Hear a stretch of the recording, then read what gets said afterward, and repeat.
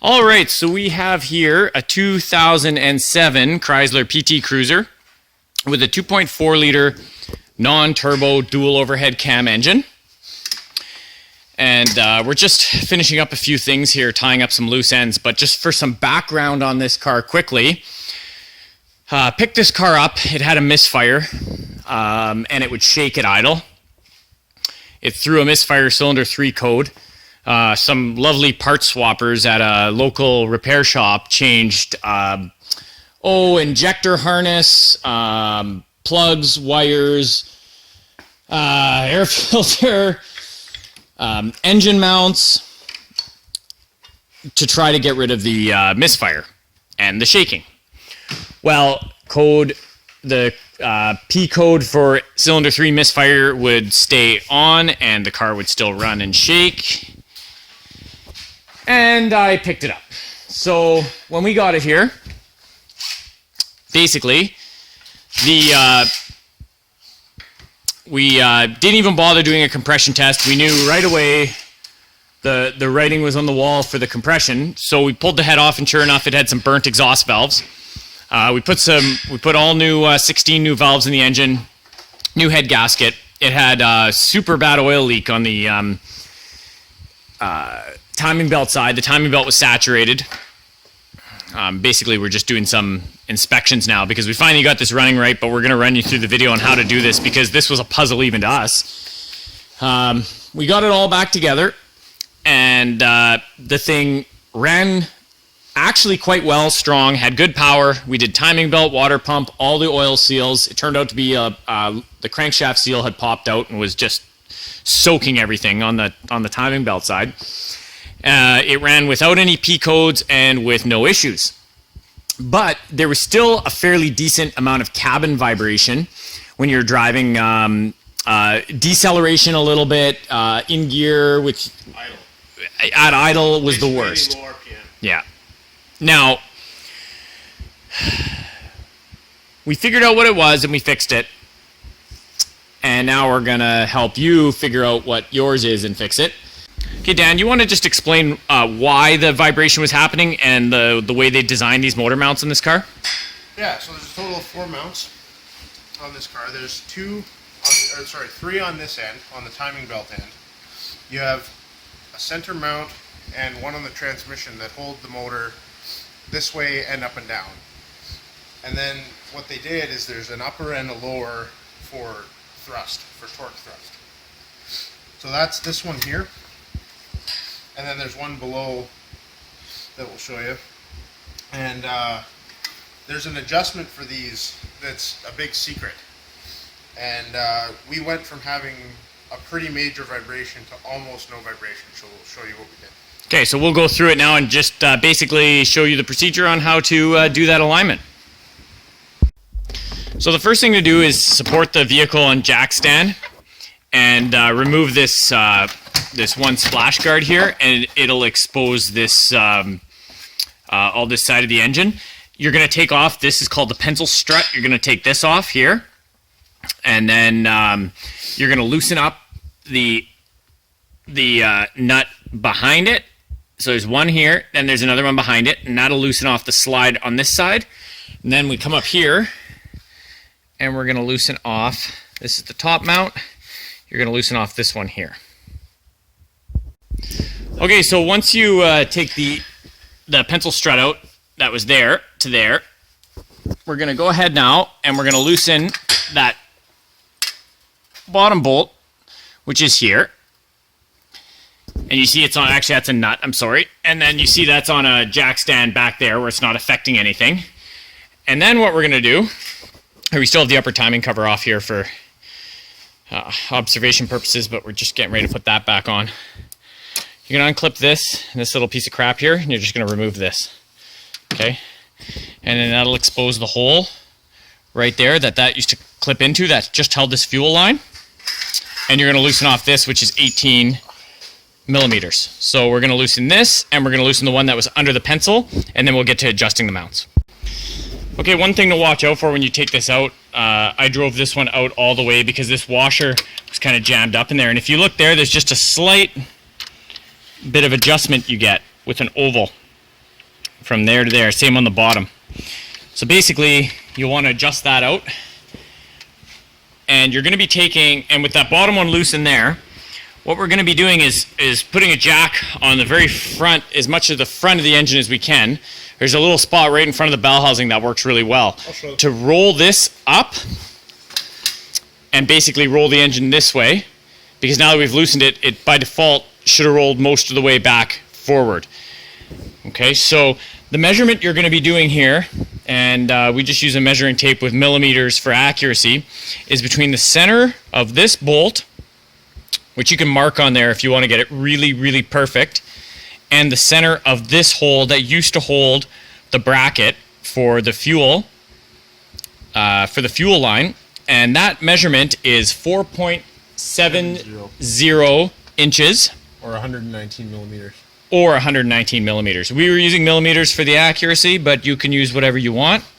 So here, Dan, I'll get you to hold this, and I'll just put my tape on there just to kind of show what we're talking about.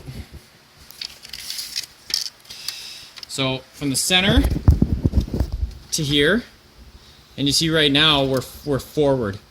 We're like at 120, probably 2. I don't know if you could see that. Got the light on there. Can you see the center of the bolt? Oh yeah, we're at about 122 or so. So the front of the motor has to be jacked up to roll that back to just around 119 millimeters. So we're gonna do that now at the bottom.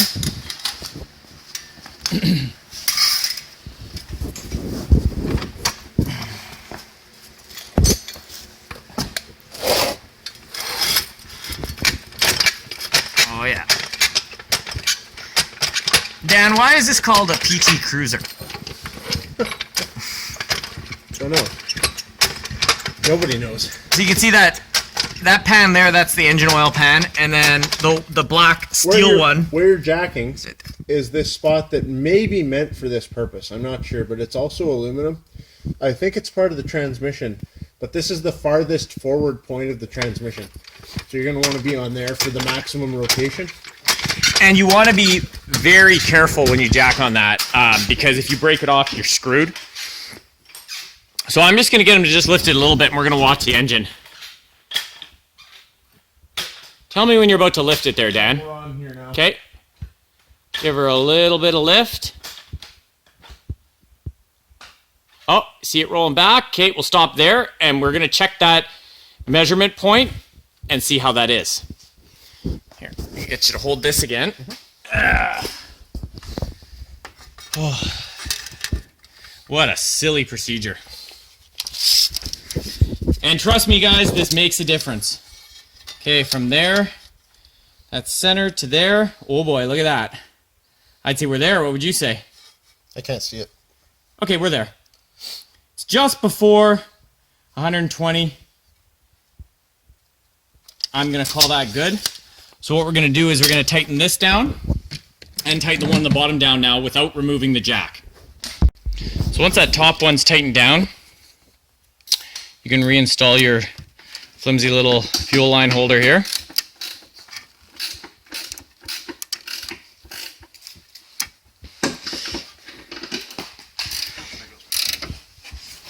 And retighten the bottom one, leaving the jack under it. These have to be fairly tight because they're going to pinch and set the load on those, the angle on those mounts. Now you let the jack down and install your pencil. So once those are installed and torqued, we can put that splash shield back up and put the car back on the ground. All right, so we got the tire back on, off the jack stand, torqued down. Dan, crank her up. Holy smooth. Before you used to just feel this door shaking, put it in gear. Holy smooth. That's right where it should be. Way better. Like, still not going to be the smoothest car on the planet. 100%. It's not a freaking Rolls Royce. But It's amazing the difference, though, that small adjustment shocking. really made. Millimeters. Yeah, absolutely. That's a good word for it. Shocking. Now, it's beautiful. Now, let her run for a bit here. We'll take it out for a drive. Yeah, those dropped already. Perfect. We'll take it out for a drive, so let her sit here for a minute. But basically, just to elaborate on this, isn't that nice? Yep, perfect. Now, a few notes here. The previous owner had brand new mounts put in, so they are aftermarket, which may make it vibrate less or more than a factory mount, right? Different rubber compounds, slightly different. We've read that newer mounts can actually vibrate more, stiffer mounts.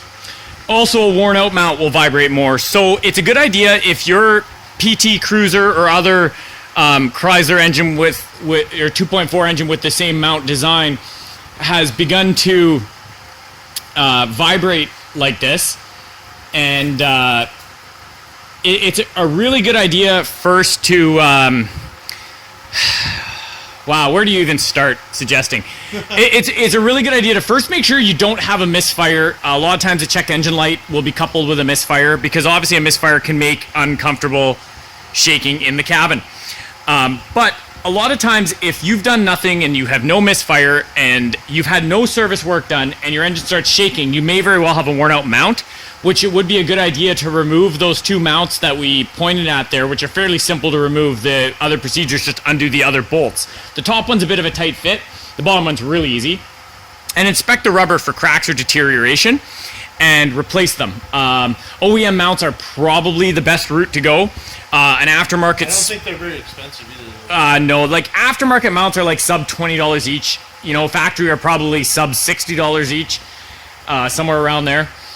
An aftermarket performance one, it would be a very bad idea if you're looking for comfort or smooth in these cars, just by the way they run. But this thing purrs like a kitten now. No more check engine light, no more burnt valves, no more oil leak, and no more engine mount shake. So I hope this helps somebody out with a Chrysler 2.4 engine, as it helped Dan with his big man little car. Later.